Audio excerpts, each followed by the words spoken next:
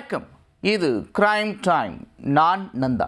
சென்னை அண்ணா பல்கலைக்கழக வளாகத்திற்குள் கல்லூரி மாணவி பாலியல் வன்கொடுமை செய்யப்பட்ட வழக்கில் கைதானவர் போலீசாரிடமிருந்து தப்பிக்க தனது செல்போனை ஃபிளைட் மோடில் போட்டிருந்தது அம்பலமாகியிருக்கிறது.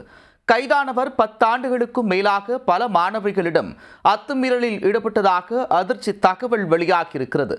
தமிழ்நாட்டில் கொந்தளிப்பை ஏற்படுத்தியுள்ள சம்பவத்தின் பகீர் பின்னணி என்ன? மாலை நேரமானால் சாலையோர பிரியாணி கடையில் விற்பனை, இரவு நேரமானால் காதலர்களை பின்தொடர்ந்து சென்று பாலியல் அத்துமீறல், இப்படிப்பட்ட செயல்களை வழக்கமாக கொண்டிருந்தவர்தான் தற்போது கைதாகியுள்ள ஞானசேகரன். அண்ணா பல்கலைக்கழக வளாகத்திற்குள் எப்படி அத்துமீறி நுழைவது என்பதை நன்றாக அறிந்து வைத்திருந்த இவர் அடிக்கடி உள்ளே சென்று வந்திருப்பதும் அம்பலமாகியுள்ளது. காதலர்களை வீடியோ எடுத்து மிரட்டுவதுடன் காவலர் என கூறி பாலியல் வன்கொடுமை செய்து வந்த குற்றவாளியின் திடுக்கிடும் பின்னணி என்ன? சென்னை கிண்டியில் அமைந்துள்ள அண்ணா பல்கலைக்கழகத்தில் கடந்த 23ஆம் தேதி இரவு 7:30 மணியளவில் 2ஆம் ஆண்டு படிக்கும் மாணவி அதே கல்லூரியில் 4ஆம் ஆண்டு பயின்று வரும் தனது ஆண் நண்பருடன் பல்கலைக்கழகத்தின் பின்புறம் உள்ள நெடுஞ்சாலை ஆய்வகம் அருகே பேசிக் கொண்டிருந்தார். அங்கு திடீரென வந்த அடையாளம் தெரியாத நபர் ஒருவர், உங்களை வீடியோ எடுத்திருக்கிறேன், இந்த ஆதாரம் போதும், உங்கள் இருவரையும் கல்லூரியை விட்டே வெளியேற்ற என கூறி மிரட்டி ஆண் நண்பரை அங்கிருந்தே விரட்டி எடுத்திருக்கிறார். தனியாக மாட்டிக்கொண்டு தவித்த மாணவியை அந்த நபர் பாலியல் வன்கொடுமைக்கு உள்ளாக்கியுள்ளார். பாலியல் வன்கொடுமைக்கு ஆளான மாணவி இரவு முழுவதும் செய்வதறியாமல் கடும் மன உளைச்சலுக்கும் ஆளாகி இருக்கிறார்.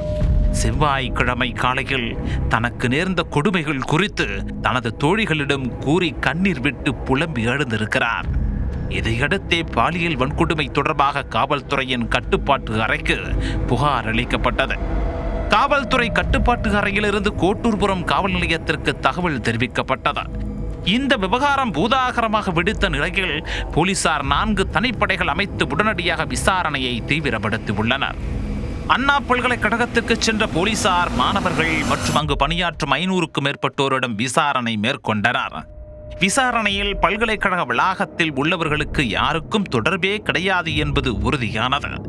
இதையடுத்து அப்பகுதியில் உள்ள சிசிடிவி கேமராக்களையும் போலீசார் அலசி ஆராய்ந்தனர். அப்போது சம்பவம் நடந்த பகுதியிலிருந்து ஒருவர் முகத்தை மூடிக்கொண்டு செல்வது அதில் தெரிய வந்தது. அதை போலீசார் உற்று நோக்கிய போது குற்ற சரித்திர பதிவேட்டில் உள்ள குற்றவாளி ஞானசேகரன் என்பதை கண்டுபிடித்தனர். ஆம், அது 37 வயதான குற்ற சரித்திர பதிவேட்டில் உள்ள ஞானசேகரன் தான் என உறுதி செய்த பிறகு தேடுதல் வேட்டையை தீவிரப்படுத்திய போலீசார் புதன்கிழமை அன்று அவரை அதிரடியாக கைது செய்தனர். அப்போது தப்பி ஓட முயன்றவருக்கு இடதுகால் மற்றும் கையில் எலும்பு முறிவு ஏற்பட்டதாக போலீசார் தெரிவித்துள்ளனர். தொடர்ந்து ராயப்பேட்டை மருத்துவமனையில் ஞானசேகரனுக்கு மாவுக்கட்டு போடப்பட்ட பின்னர் சைதாப்பேட்டை நீதிமன்றத்தில் ஆஜர்படுத்தப்பட்டார். பாலியல் வன்கொடுமை வழக்கில் சிக்கிய ஞானசேகரனுக்கு 15 நாட்கள் நீதிமன்ற காவல் விதித்து நீதிபதி உத்தரவிட்டார். இந்த நிலையில் பாதிக்கப்பட்ட மாணவி முதல் தகவல் அறிக்கையில் கூறிய புகார்கள் குறித்த தகவல்களும் வெளியாகி உள்ளன. சம்பவத்தன்று தாங்கள் தனியாக இருந்ததை வீடியோ எடுத்த ஞானசேகரன் அதை துணைவேந்தர் மற்றும் பேராசிரியரிடம் காண்பித்து டிசியை தர வைத்து விடுவேன் என மிரட்டியதாக கூறியுள்ளார். மேலும் செல்போனில் இருந்து தனது தந்தையின் எண்ணை எடுத்து அவருக்கு இந்த வீடியோவை அனுப்பி வைத்து விடுவேன் எனவும் மிரட்டியிருக்கிறார். அப்போது எவ்வளவு கெஞ்சியும் தங்களை விடாமல் தொடர்ந்து மிரட்டியதாக மாணவி தெரிவித்துள்ளார்.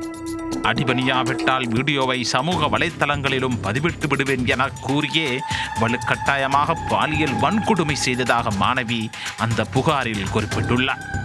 இதற்கிடையே அண்ணா பல்கலைக்கழகத்திற்குள் செல்லும் போது ஞானசேகரன் அவரது செல்போனை ஃபிளைட் மோடில் போட்டது போலீசாரின் விசாரணையில் தெரிய வந்தது. செல்போன் டவர் லொகேஷனை வைத்து தன்னை போலீசார் நெருங்கிவிடக் கூடாது என்பதற்காக தந்திரமாக ஃபிளைட் மோடில் போட்டிருக்கிறார். சம்பவத்துக்கு முன்பு வெளியே தனது இருசக்கர வாகனத்தை நிறுத்திவிட்டு செல்லும் போது வேறு யாருடனோ பேசுவது போன்றும் நாடகமாடியிருக்கிறார். இதன் மூலம் இந்த சம்பவத்தில் மேலும் ஒருவருக்கு தொடர்பு இருக்கலாம் என போலீசாரை குழப்பும் முயற்சியிலும் ஈடுபட்டதும் விசாரணையில் அம்பலமாகி இருக்கிறது. ஞானசேகரனின் செல்போனில் வேறு சில வீடியோக்களும் உள்ளதால் அதை சைபர் ஆய்வகத்திற்கு அனுப்பி போலீசார் ஆய்வு செய்து வருகின்றனர். தொடர் விசாரணையில் அண்ணா பல்கலைக்கழகம் அமைந்துள்ள கோட்டூர்புரம் பகுதியில் வசித்து வரும் ஞானசேகரன் சாலையோரமாக பிரியாணி கடை வைத்து நடத்தி வந்துள்ளார் என்பதும் தெரிய வந்துள்ளது. சிறு வயதிலிருந்தே அப்பகுதியில் வளர்ந்து வந்ததால் அண்ணா பல்கலைக்கழகம் மற்றும் அதன் சுற்றுவட்டார பகுதிகளில் உள்ள இண்டு இடுக்கு என அனைத்தையும் ஞானசேகரன் நன்கு அறிந்து வைத்திருந்தார். அவ்வப்போது அண்ணா பல்கலைக்கழகத்திற்குள் சென்று தனது பாலியல் அத்துமீறல்களையும் நிகழ்த்தி வந்துள்ளார் என கூறப்படுகிறது. அடிக்கடி இதே வேளையாக இந்த பகுதியில் சுற்றி வந்த ஞானசேகரன் பல்கலைக்கழக வளாகத்தில் தனியாக இருக்கும் மாணவிகள் மற்றும் ஆராய்ச்சி கூடத்தில் இருக்கும் மாணவிகள் என்று பலரிடம் தான் ஒரு போலீஸ் என கூறி மிரட்டியும் வந்திருக்கிறார். ஆண் நண்பர்களுடன் அப்பகுதிக்கு வரும் பெண்கள் என்றாலே போதும், அவர்களை செல்போனில் வீடியோ எடுத்து மிரட்டி பாலியல் அத்துமீறலில் ஈடுபடுவதை வழக்கமாக கொண்டிருந்ததாகவும் கூறப்படுகிறது. கோட்டூர்புரம், மயிலாப்பூர், வேளச்சேரி, மந்தவெளி உள்ளிட்ட காவல் நிலையங்களில் 15க்கும் மேற்பட்ட திருட்டு மற்றும் வழிப்பறி வழக்குகள் ஞானசேகரன் மீது இருப்பதும் விசாரணையில் தெரிய வந்திருக்கிறது.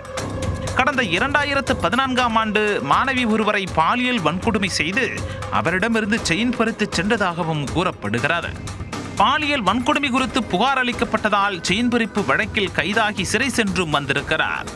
10 ஆண்டுகளுக்கு மேலாக பல்வேறு மாணவிகளிடம் அவ்வப்போது அத்துமீறலில் ஈடுபட்டு வந்த ஞானசேகரன் தற்போது பாலியல் வன்கொடுமை வழக்கில் கைதாகி உள்ள நிலையில் இவருக்கு வேறு யாருடனும் தொடர்பு உள்ளதோ என்பது குறித்தும் போலீசார் தொடர்ந்து விசாரித்து வருகின்றனர்.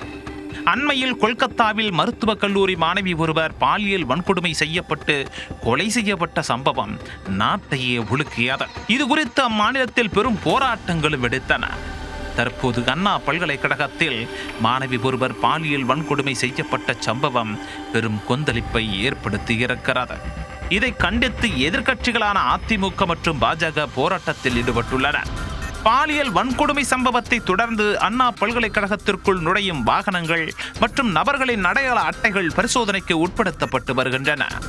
மாணவர்கள் மற்றும் பல்கலைக்கழக பணியாளர்கள் தங்களின் அடையாள அட்டையை காண்பித்த பிறகே உள்ளே அனுமதிக்கப்படுகின்றனர்.